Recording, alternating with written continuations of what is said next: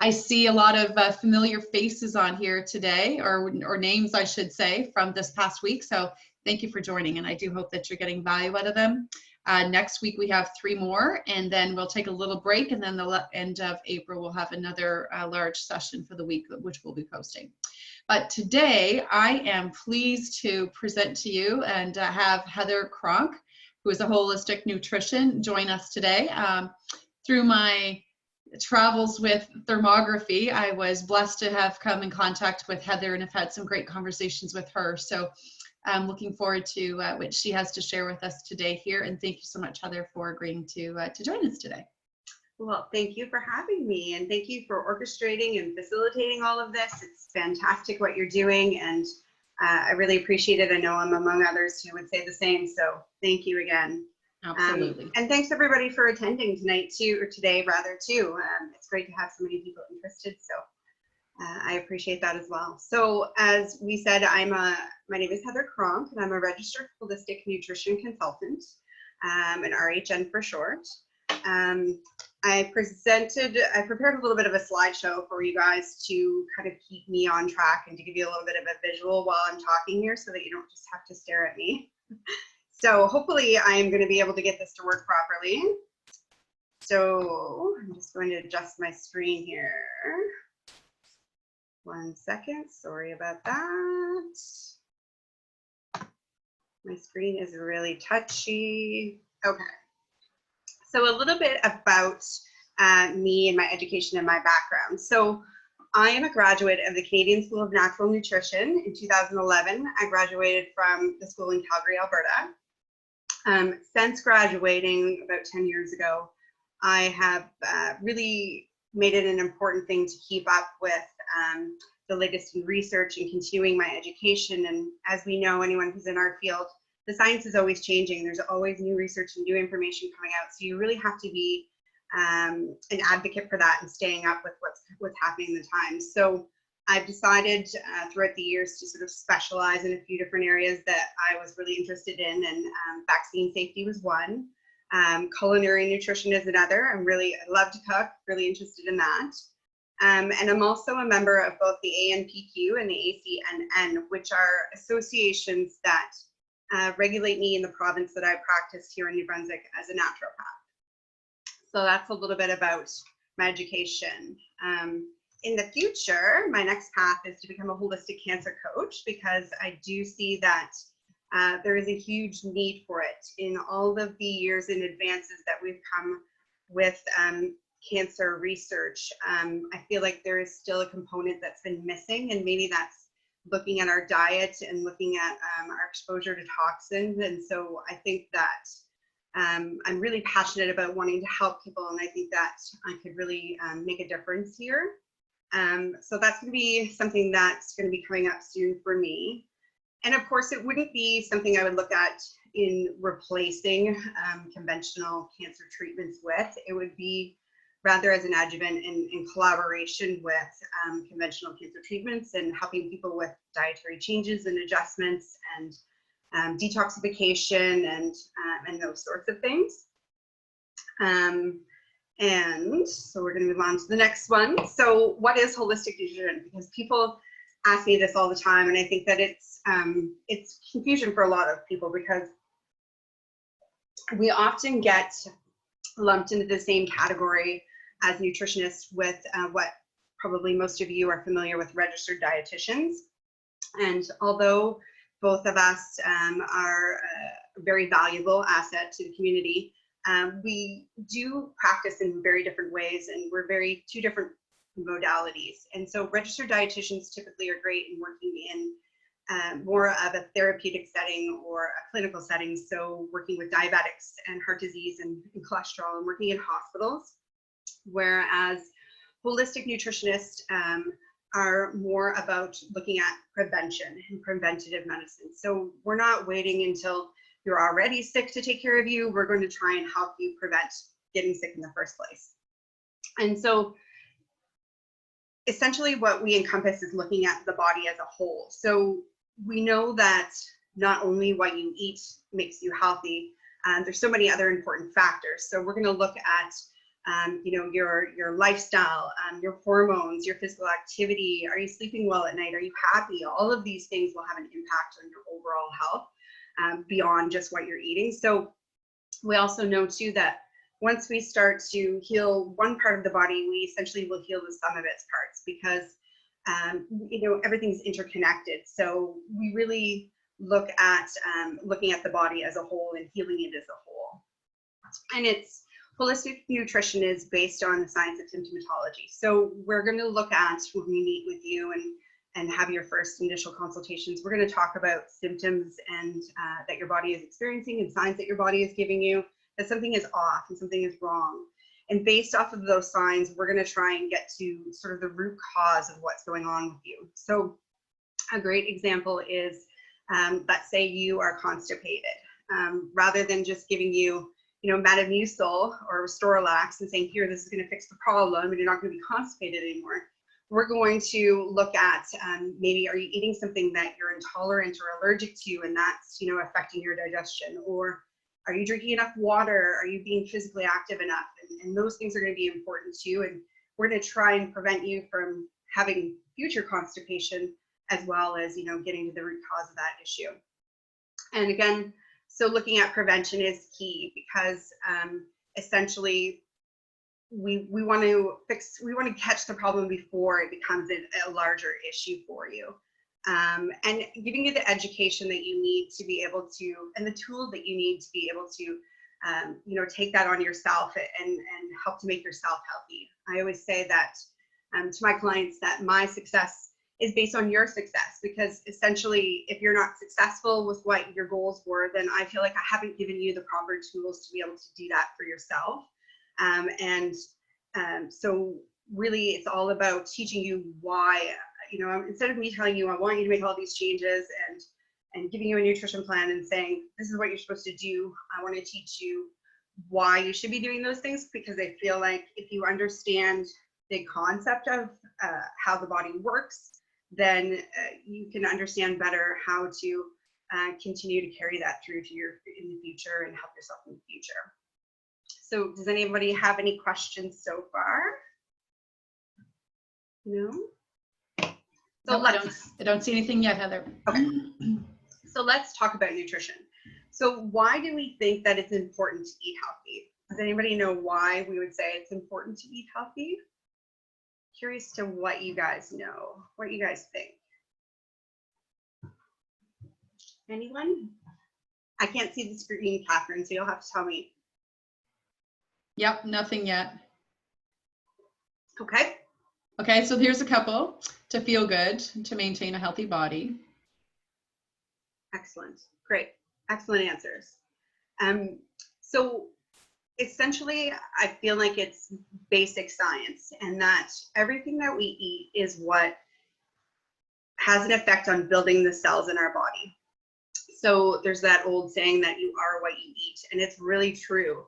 You are everything that you put into your body and you absorb will help to grow and to build those cells. And essentially, it's like we use the example of, you wouldn't put, you know, diesel fuel into a gasoline tank, because you would be giving it you know, something that's toxic for it, right? And your engine wouldn't run properly. And that's sort of the same the way that we look at food. We need to put the right things in if we want to get the right things out of it.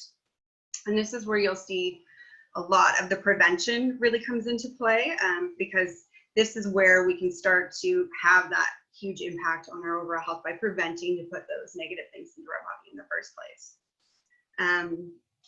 So how do we do that? So what's the easiest way to know that you're eating healthy is to eat whole foods. And there's a lot of chitter chatter about whole foods and clean eating these days, and it's great to see, because it's so true. But often people say to me, well, what is a whole food? I don't really know what that is. And so whole foods are essentially, they're one ingredient foods. They come from the earth and they're as natural as possible. So some examples of those would be something like a banana or an egg, a walnut, a pumpkin seed, an avocado, sometimes even something like a chicken breast, which you may consider to be a little bit more processed, but it is considered to be a whole food. So one ingredient food, foods that don't, essentially they don't come in a package. And the more of these whole foods that you consume in your diet, if you make the foundation of your diet based on whole foods, then you're setting a good stage for your overall health. I'm not saying never to eat a packaged food, because that is unrealistic and that's just not possible. It's not going to happen. But like I said, setting sort of a good foundation of trying to eat whole foods is going to be the best route of action. And it's really all about getting back to your roots and basics, really getting back to basics. So before we move, we have a question. Heather, yeah. We have a question there. Sure. Does it have to be organic?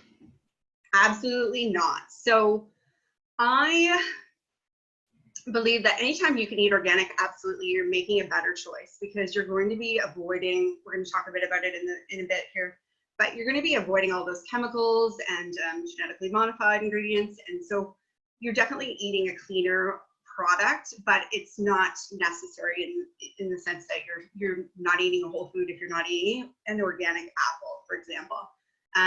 They're still going to be good for you. They're just going to be even better if they're organic. Does that answer your question?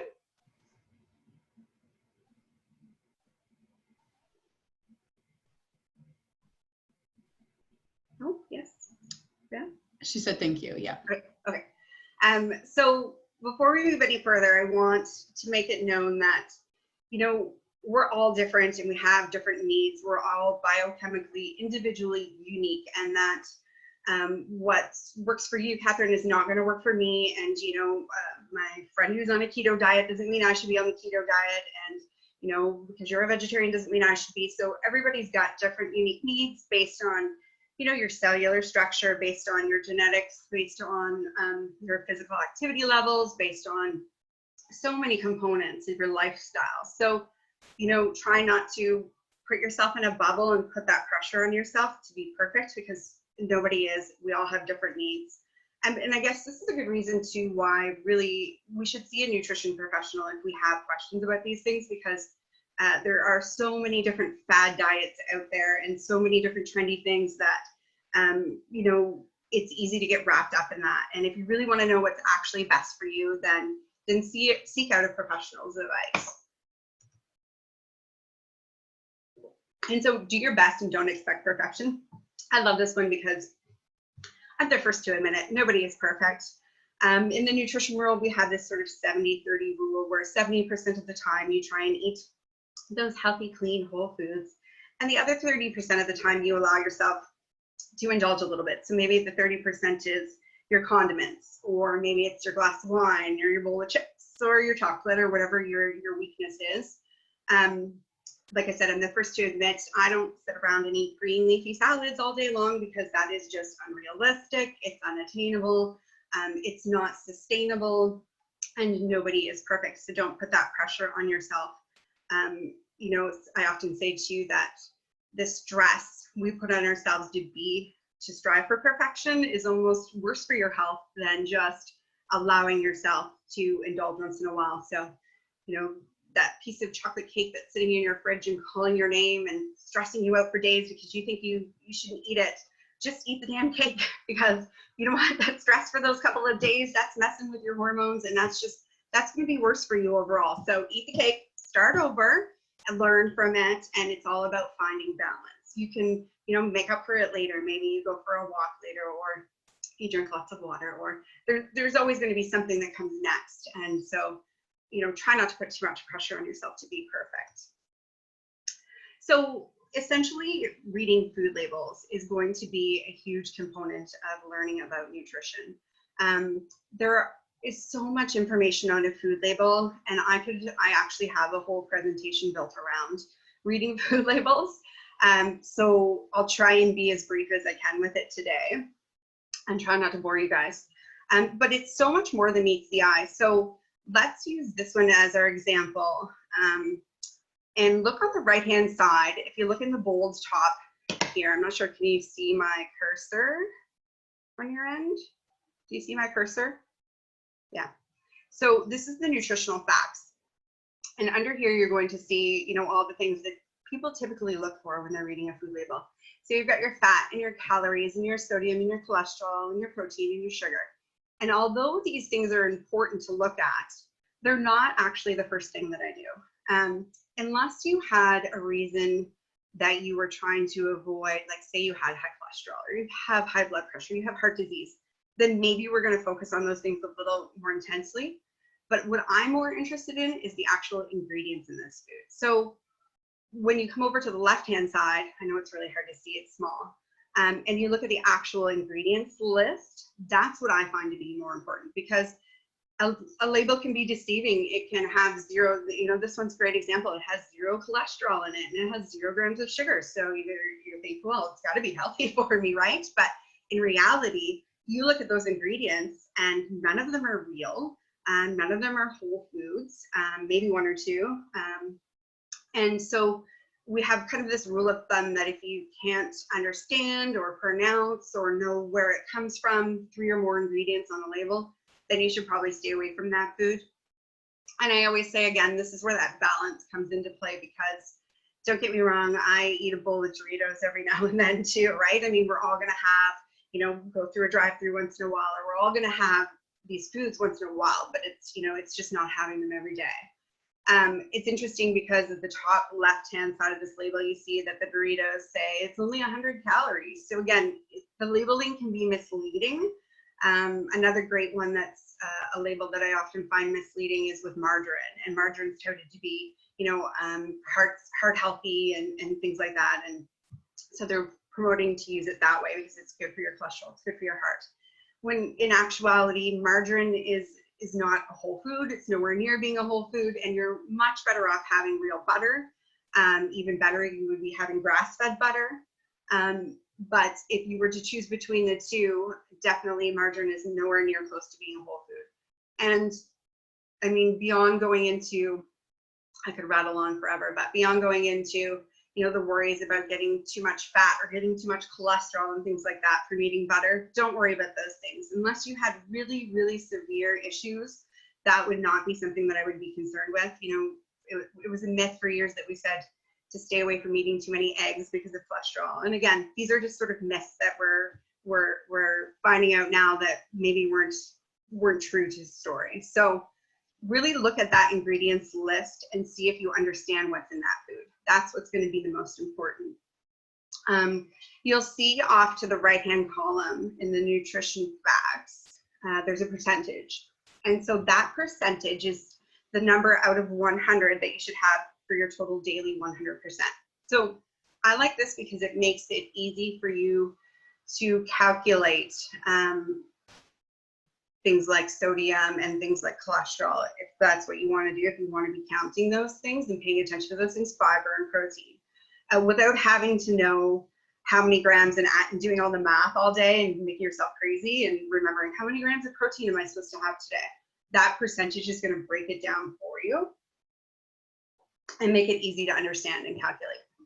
So I love that we do that now. That wasn't always on a nutrition label. I think maybe in the last, I want to say 5 years or so. It's been a new thing, and so I really love that.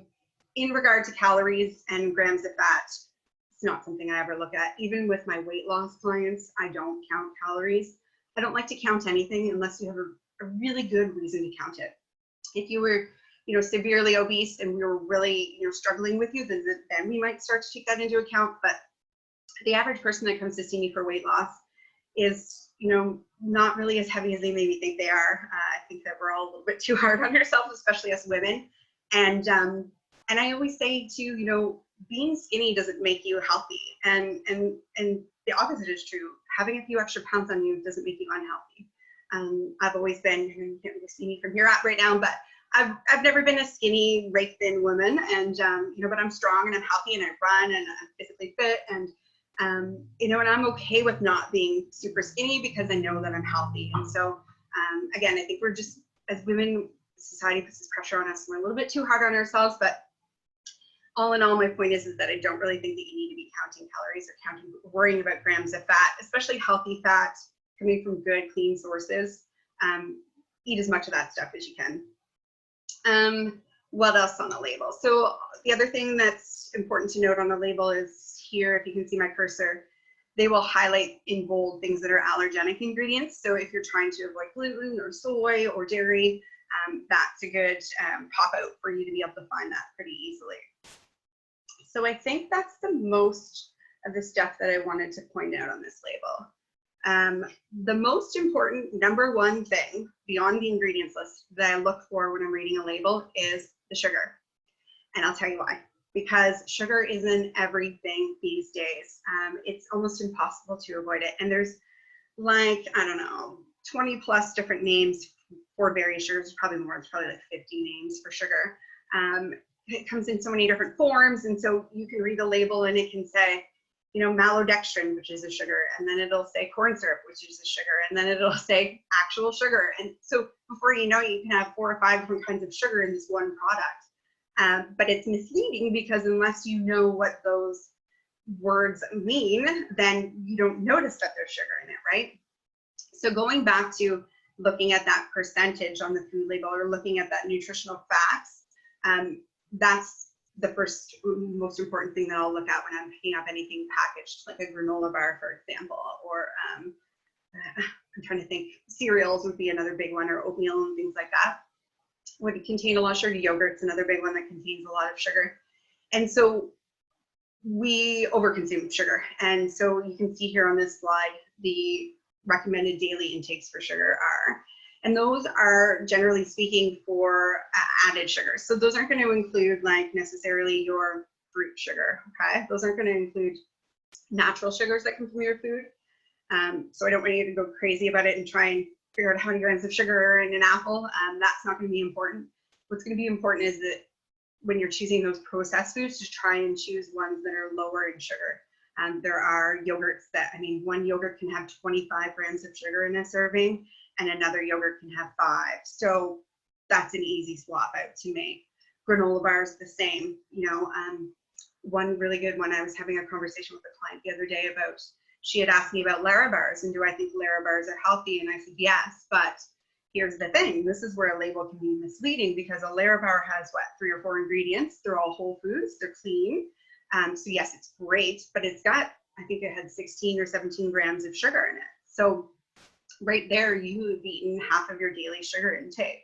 And so if you were going to go for a run, say, or you just hiked a mountain, then, you know, maybe it's different and your body can use that sugar differently. But if you're just sitting at your desk and eating Lara bars all day long, you're going to be putting on extra weight because of that. And so this slide I threw in here to let you know, because I really like to kind of have visuals. And usually when I meet with a client one-on-one, I have a sugar shocker kit, I call it, and I have like various drinks lined up with vials of sugar with them, so that we can really get that visual to see how much sugar is in these things that we're consuming. And it usually shocks people enough that they want to try and, you know, avoid those things in the future. But so 1 teaspoon of sugar is 4 grams. So that can you can kind of visualize that when you're looking at you know, something that has 15 grams of sugar, well, it's going to have probably 3 teaspoons. So it's going to be easy to figure it out that way. And so here's why we don't want to eat too much sugar. And here's why I think it's the most important thing to look at, because, you know, besides the obvious that, you know, if we eat too much sugar, this is what most of us are worried about. We eat too much sugar, it's going to make us fat. And yes, sugar will store as fat. So it's actually probably worse for you than eating actual fat. So sugar, what the body doesn't use right away, it's going to store as fat, and it's not going to be a healthy type of fat for you. So yes, it will add calories, it will, you know, add weight to your body, but more importantly, it increases inflammation. And whether or not most of us know, we all suffer from one level to another of inflammation. We often think of inflammation as being the obvious signs of, you know, swelling or heat, or, you know, I've got arthritis, but inflammation can manifest in so many different ways in the body. And a lot of it, for a lot of people, I find it's digestively. We have a lot of digestive issues these days that are inflammatory issues, Crohn's disease, colitis, these sorts of things. So really want to take away from increasing inflammation whenever we can. I have an autoimmune condition, and I notice when I consume too many sugary things that it increases my inflammation. I mean, when you start to clear all the junk out of your body and become healthy, you really start to recognize what your body is telling you. And I feel like you'll start to notice those signs and those symptoms more. And so sugar feeds cancer cells. There's a lot of research with that right now. And to the opposite said to be true, that if you don't feed cancer cells sugar, they will starve off and they will die. So that's really interesting research. I'm really excited to learn more about. Throws off your pH balance, increases yeast in the body, candida, so many good reasons to stay away from sugar, really. And so beyond reading a food label and beyond the food part of it, part of holistic nutrition is really looking at therapeutic supplementation, so nutritional supplements, vitamins, essentially. And you know, I get asked a lot, why do I think that we need to supplement? And there's so many reasons, but the gist of it is that our food supply is really lacking in what we need nutritionally, and that's because of all of our processing methods, and we're eating all these genetically modified foods, and we have all these chemicals and preservatives and dyes and additives, and so even our growing methods of how we've chosen to grow our seeds, there's so many things that are impacting the nutritional value of our food. Our soil is really depleted of nutritional value because we're overproducing in our soil, and we're draining our soil of nutrients that it needs to help grow these foods. So ideally, we are going to get nutrition from our food first. And I always say to my clients, you know, I'm going to be straight up with you. I'm not going to recommend a whole bunch of pills for you to take, because that is not what I think is, again, realistic, sustainable. It's just not the way that I choose to go about it. I want you to try and get things naturally as possible. But there's always going to be unique needs. Everyone has different unique needs for what their body requires. And usually you're going to walk out of my office with one or two different recommendations for supplements. They're going to, again, it's going to depend on your own unique circumstances. There's not really a one size fits all. And again, this is a great reason to seek out help from a professional who knows about these things, because there is so much information out there. It's overwhelming. And I work for Sobeys as a well-being counselor full-time, and I have customers come in daily asking about supplements, and how do I know what is, you know, the difference between a $50 one and a $10 one, and do I know that I'm getting what I pay for? And you know, there's so many questions. You know, you heard it from your friend, so it must be good for you, or so much misleading information. So I'm here to sort of break that all down for you and make sense of it. And I sort of, I'm a bit of a nerd with this kind of stuff, because I just love nutritional supplements. I don't know why. It was something that I specialized in as well early on, and I've really grown to love it because I see the changes that it can make with people, specific supplements. But I also think that there's not a need to go overboard, and you know, I don't think everybody needs a multivitamin, you know, and I don't even necessarily think everybody needs a probiotic. It's really just, you know, based on your individual unique needs. I think probably one of the ones that I tend to recommend the most to people is vitamin D, especially these days. But again, this is another thing, is that the research is always changing, the science is always changing. And the more we learn those things, you know, what's good for you today might not be good for you tomorrow. And so that's why it's important for me to really stay up with the research and education, so that I know what I'm recommending for you is going to be the best for your health. Heather, we have a question, Heather. Yeah. We're going to go back to the Larabar and the sugar. Question is, would the sugar in a Larabar be considered added sugar or naturally occurring sugar? Yeah, very good question. So that's a tough one, because it's probably going to be considered naturally occurring sugar. But in this case, you are consuming it in a very condensed form, right? So it's going to hit your body harder and faster than if you were to eat those.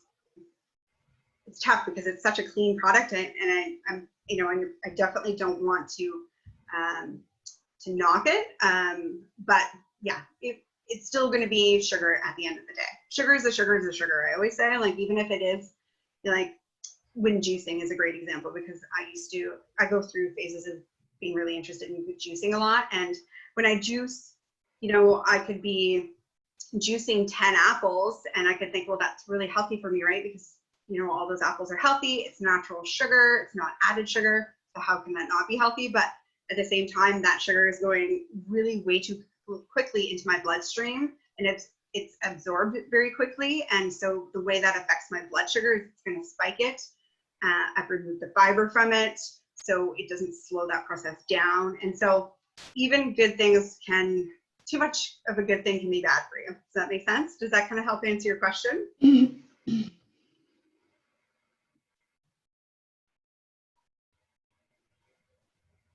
Yes, no, maybe so. Yes, it does. Yeah, okay, Yeah, good. thank you. And I love the questions. If there's, yeah, go ahead. What's the difference? What about using maple syrup when baking versus regular sugar? Fantastic question.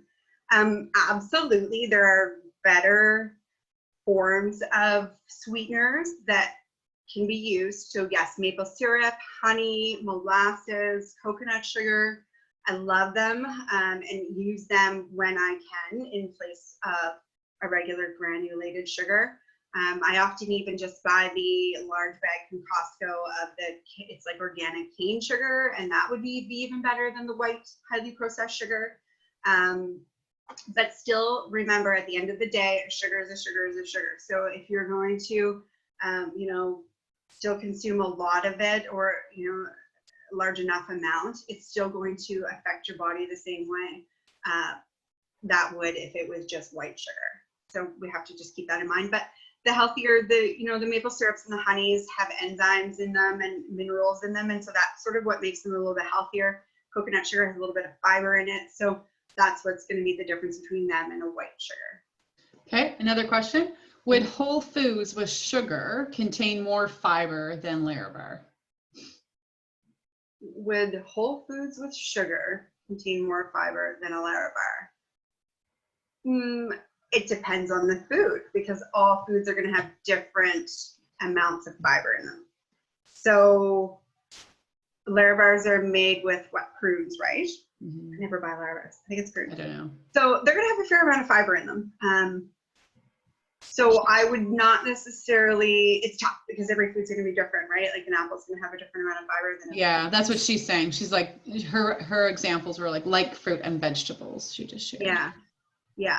I mean, there are certain fruits, especially dried fruits like prunes or raisins, dried cranberries. When you dehydrate fruit, you condense the sugar content very quickly. So that's what's going to make it a little bit different than having, say, an apple or an orange or a banana. Maybe that helps to answer the question a little bit more, hopefully. Yes. Any more sugar questions before I move on? Nope, not at this time. We're good. Okay. So digestion is a huge thing. I'm a bit of a nerd about this too. I love talking about digestion because it's such an icebreaker. It's such a taboo topic because nobody likes to talk about their poop, really. And I do a lot of presentations for office groups and stuff in the city, and I love talking about this one because it always gets a laugh out of everybody and it kind of loosens everybody up. But your digestive system can tell us so much about what's going on in your body on the inside. So, and as can your stool. So this is the Bristol stool chart, and this is the sort of typical 7 types or varieties of stool that you can have. And it kind of gives us an idea of what's going on inside of the body based on what's coming out of it. So I always encourage everyone to look at your bowel movements in the toilet. If you have children, try and look at their bowel movements. And there's a lot of things that can tell you everything from, if it's coming out like a number 1, little hard lumps or pellets, rabbit poops, we say, then maybe you're constipated. Maybe that means you're not getting enough water, or maybe you're not getting enough fiber, or maybe you're, not balancing the two. And then to the opposite, if you're having a number 7 and it's very liquidy, then, maybe you're not getting enough fiber again as well. Or if it's oily or floats, maybe you're not digesting your fats properly. And so that's going to tell us that maybe there's something going on with your gallbladder or your liver. The color of your stool can tell us a lot. So if it's really dark, black, then you may have some blood in your stool, and that's something we want to be wary of and cautious of, obviously. to the opposite, if it's very pale gray stool, then maybe again could be some issues with bile and with your gallbladder. So really, your poop can tell you a lot, and I really encourage you to start taking notice of it and keeping track of it. Ideally, you want to strive for a number 4. We joke and we say you want the consistency of a banana and the length of a baby's arm. That's the ideal stool. We're not all going to get that every day. So again, don't strive for perfection here. But when you're having those healthy bowel movements now, and you can recognize that, you can be proud of that. And beyond looking at your stool, your digestive system in regards to, you know, what symptoms you're experiencing, what signs your body is giving you, it's going to tell us a lot as well. So if you are experiencing heartburn or indigestion, or you got a lot of gas, you got pain, these things are all going to lead us down a path of getting to that root cause of what's going on with you. So really encouraging you to focus on digestion and your elimination procedures. So, you know, your bowel movements, we eliminate toxins through our bowel movements, and we eliminate excess cholesterol and excess hormones through our bowel movements. And so I always say too, you know, if you come into my office and you have high cholesterol, I'm going to ask you, are you constipated? Because maybe it's something as simple as that. And what happens is, because you're not being able to remove that excess cholesterol,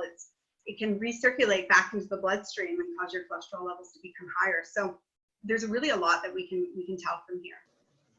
And then looking at your environment as well. So beyond, you know, digestion, beyond food, we're going to ask you, you know, typically if you can see me, I do a full comprehensive intake evaluation with you, where I ask you probably 100 questions about everything that's going on in your life and what you're eating and what your, you know, bowel movements are like, and if you're sleeping and if you're happy and your hormones. And beyond that, I'm going to ask you if you're drinking, you know, what the quality of your water is, and are you drinking enough water? What's your air quality like?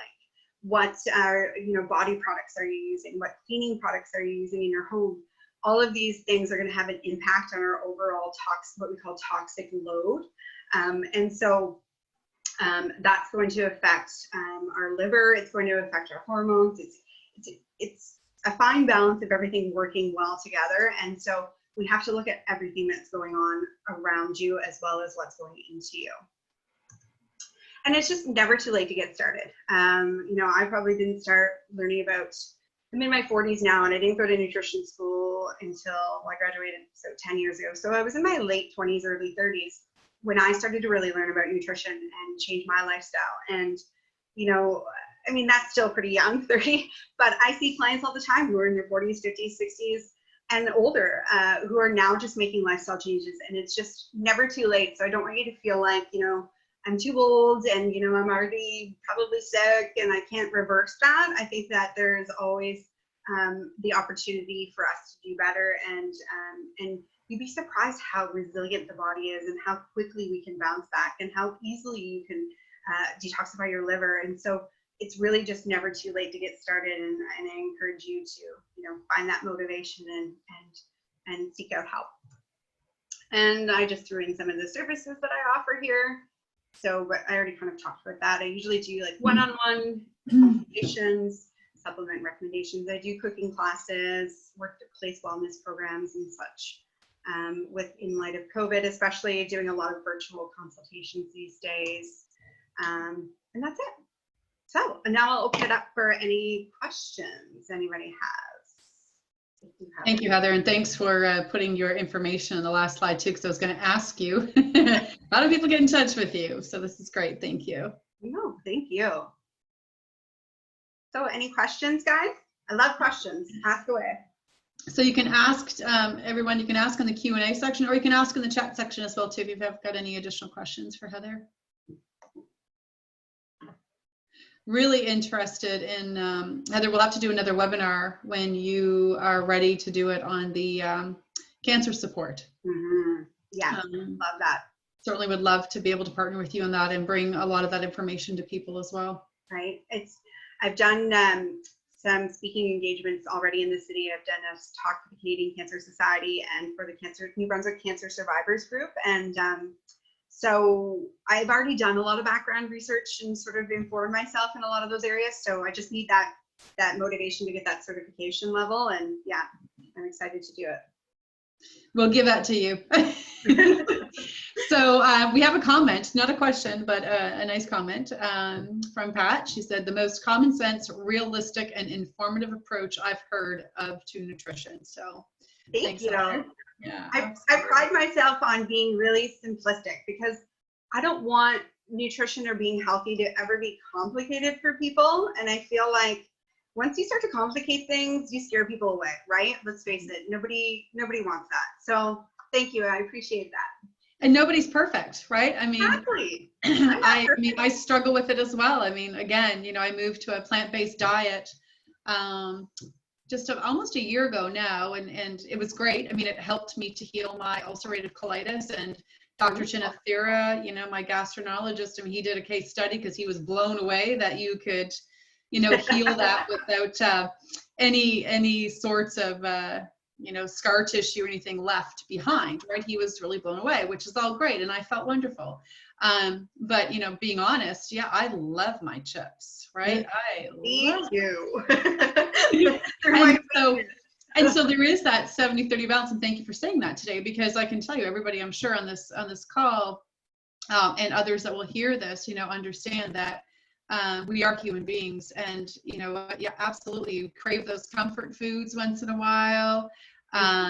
Chicken was another favorite of mine. I mean, I've always bought organic as well from a farmer, but every once in a while I still have a chicken breast, and I still have my chicken nachos once in a while. So I was glad to see you had the 70-30, because I'll tell you, it's tough to do it 100% of the time. You really have to enjoy life. Like I feel like I really got into nutrition because I was a waitress for 20-some years.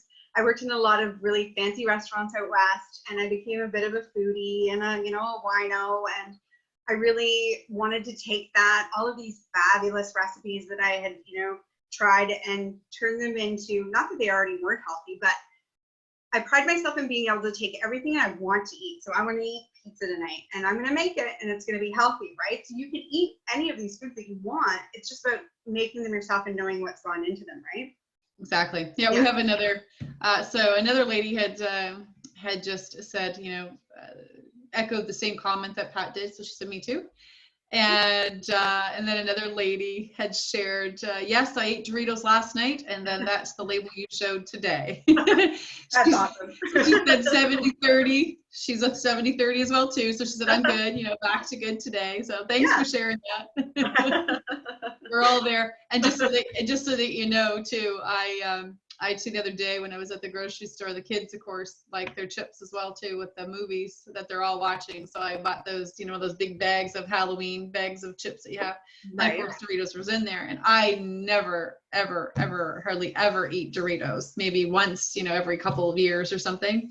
So Dawn, I can empathize with you, because yesterday when I was working away, I was craving something to crunch on, and it is grocery night tonight or tomorrow for us here. So we're getting really low and stuff.